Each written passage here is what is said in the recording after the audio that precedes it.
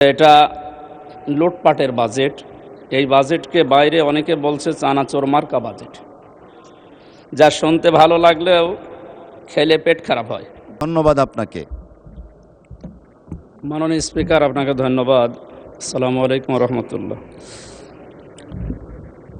2026-27 সম্পর্ক বাজেটে বলতে গেলে আমি এই কথা বলবো যে এটা লুটপাটের বাজেট। এই বাজেটকে বাইরে অনেকে বলছে চানাচোর মার্কা বাজেট, যা শুনতে ভালো লাগলেও খেলে পেট খারাপ হয়।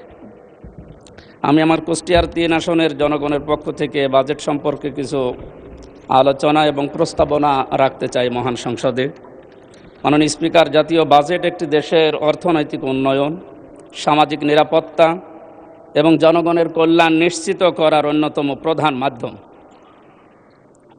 বাজেটের মূল ভিত্তি হলো রাষ্ট্রের আয় এবং ব্যয়।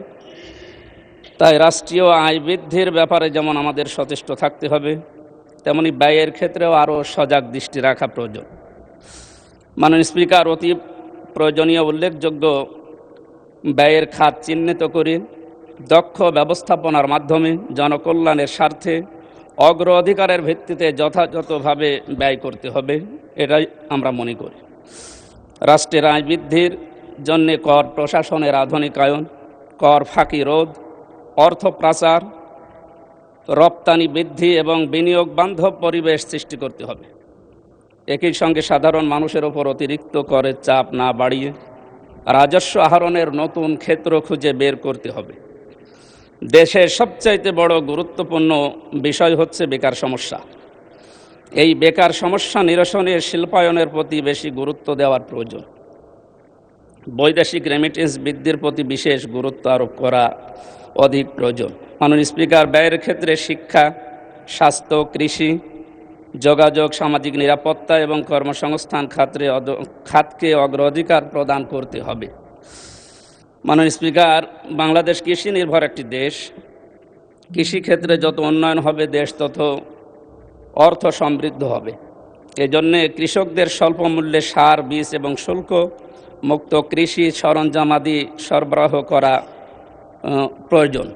শিক্ষা খাতে বাজেট বরাবরই কম থাকে। এবার যতটুকু হয়েছে আমরা চাই বিশেষত বাংলাদেশের বিশ্ববিদ্যালয়গুলোর গবেষণার ক্ষেত্রে এই বাজেটের সঠিক ব্যবহার যেন করা হয় এবং গবেষণার জন্য বাজেটকে আরও বৃদ্ধি করা দরকার।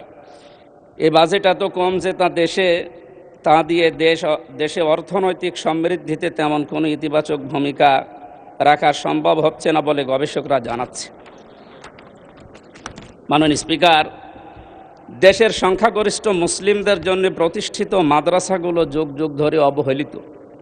ইবতেদায়ী মাদ্রাসা এবং সকল জেলা শহরে আমি একটা করে ফাজিল এবং কামিল মাদ্রাসা জাতীয়করণের মাধ্যমে মাদ্রাসা শিক্ষার উন্নয়ন ব্যবস্থা এবং এবারের বাজেটে আসলে বাজেট আরও যথার্থ হতো বলে আমি মনে করি। মাননীয় স্পিকার, যোগাযোগ ব্যবস্থার উন্নয়ন হলে দেশের অর্থনৈতিক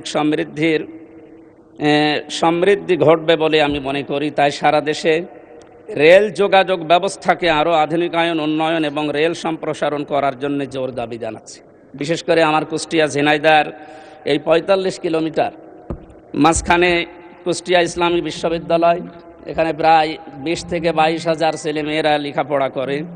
এদের জন্য ট্রেনের যে ব্যবস্থাটা করা হয়েছে, রেল লাইন চালু করার উদ্যোগ নেওয়া হয়েছে, আমরা শুনেছি, এখনও কার্যকর কোনো ভূমিকা দেখতে পাইনি। আশা করি এই ব্যবস্থাটাও এই আগামী বাজেটে অন্তত আসবে। এই বিশাল বাজেট প্রণয়ন হওয়ার বিগত সময়ের মতো বর্তমান সরকার দলীয় দায়িত্বপ্রাপ্ত বিভিন্ন ব্যক্তিবর্গ যে অর্থ পাচার করবে না তার নিশ্চয়তা কে দেবে? দুই দল থেকেই আমরা বহু কথা শুনেছি বাজেটের উপরে। আমার মনে হচ্ছে গতানুগতিক কথাই বেশি আসতেছে। ওনারা কথা তুললেই বলা হচ্ছে যে বাজেট নিয়ে সারা দেশে আনন্দের বন্যা মিছিল বয়। তাই আমরা বাজেট 11 জুন এটা উপস্থাপন করার পর সারা দেশের যে সমস্ত জায়গায় বিক্ষোভ মিছিল এবং মানববন্ধনের মতো যে প্রতিক্রিয়াগুলো দেখলাম, আমার মনে হয় এই মানুষগুলো কি ওনাদের দৃষ্টিতে মানুষ না বা এই দেশের জনগণ না? এরা যদি জনগণ হয় বা মানুষ হয় তাহলে তাদের এই প্রতিক্রিয়া কেন? সুতরাং বাজেট নিয়ে এক্ষেত্রে অর্থ প্রচার রোধে সরকারের সুনির্দিষ্ট কোনো পলিসি আমরা যেহেতু জানতে পারিনি। মাননীয় সদস্য, সময় তো শেষ। অসংখ্য ধন্যবাদ।